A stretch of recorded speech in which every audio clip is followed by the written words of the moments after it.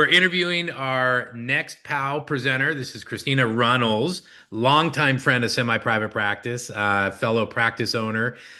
Christina, tell us where you are and a little bit about your practice size and who you serve, all that kind of stuff, and then we'll talk about what you're presenting on. Yeah, so I'm Christina Runnels. I am a licensed professional counselor, supervisor, and a perinatal mental health certified therapist as well. I own and manage Greater Houston Counseling Services. We are your one-stop shop for mental health care in the Houston area.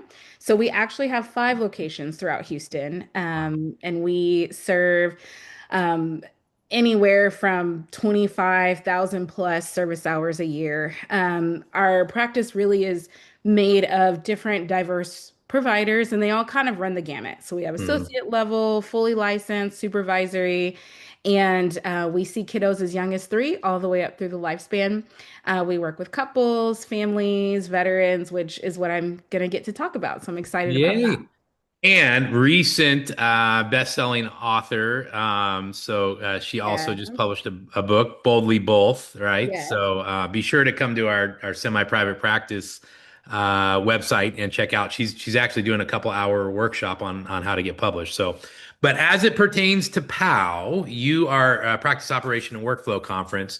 The Mhm. title of your session is Serving Veterans Through VA Care in the Community Yeah. as a sustainable revenue stream. And I'll tell you, this is the exact kind of topic we were looking for when we did POW, because people are super interested in diversifying revenue streams and how do I fill up clinicians. So give us a little taste of what they'll hear in your session.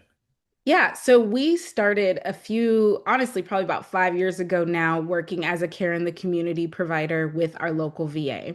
What we found is veterans obviously are in need of the services, and that need continues to grow. But ultimately, it has allowed us to create an additional stream of revenue where we're working directly with veterans through that care in the community program. We've also been able to add in additional staff that are veterans themselves Hmm. that do know the intricacies of what it means to serve, what it means to transition to civilian life. And honestly, it's just been such a blessing to our practice. It's huge. And are the funding sources different than what we think of as far as traditional patients?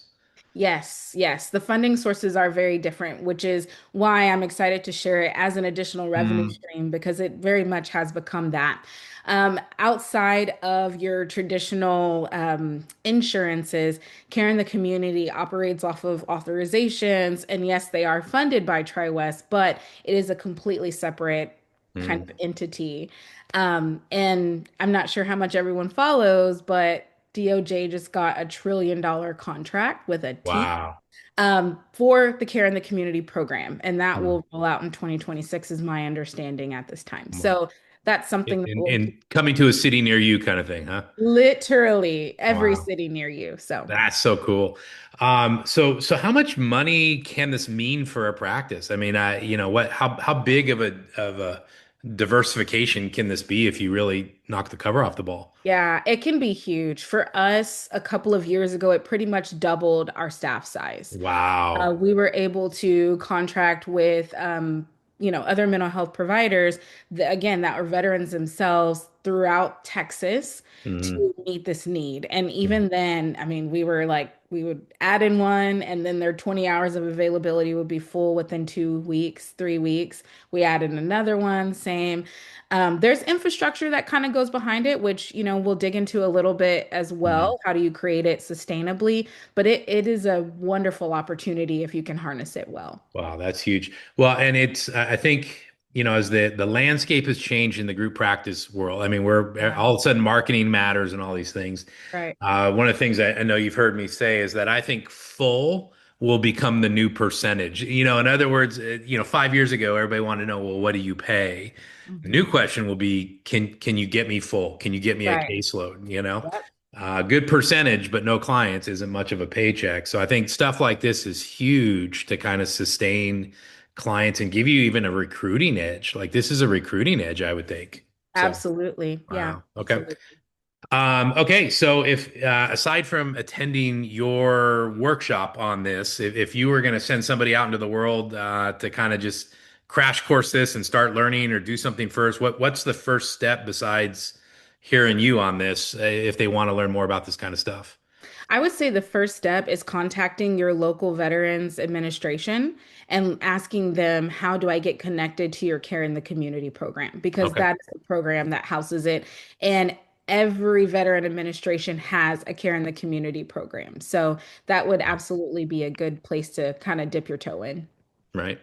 And I know a lot of us think this is kind of the prettiest girl never gets asked to the prom kind of thing. A lot of us think if it's there, then somebody's already doing it. But Right. if you're hearing about this for the first time, like I am with Christina, then that probably means other practices haven't heard about it as well. Like this is one of those, it goes surprisingly underserved. Is that? I think it does. Yeah. What we have found is who serves are the larger EAP type programs, and they're losing that personalized connection. Mm, So with us being boots on the ground, in the communities, we are seeing what our communities need in real time versus, we're kind of all spread out there out the United States and not really in touch with what the actual needs are. So there's still a gap in service, and I will tell you the number of referrals we continue to get weekly, um, there's room.